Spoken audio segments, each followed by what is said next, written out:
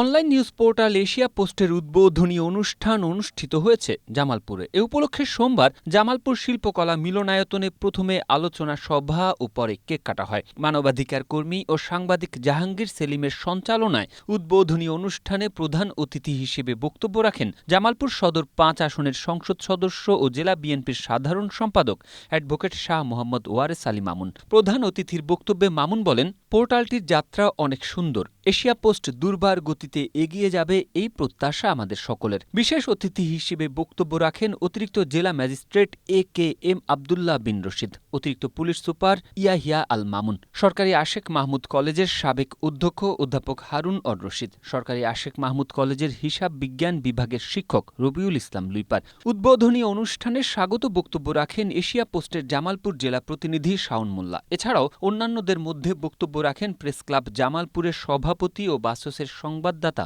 মুখলেসুর রহমান লিখন, সাধারণ সম্পাদক ও সময় টিভির সাংবাদিক জাহাঙ্গীর আলম সহ আরও অনেকে।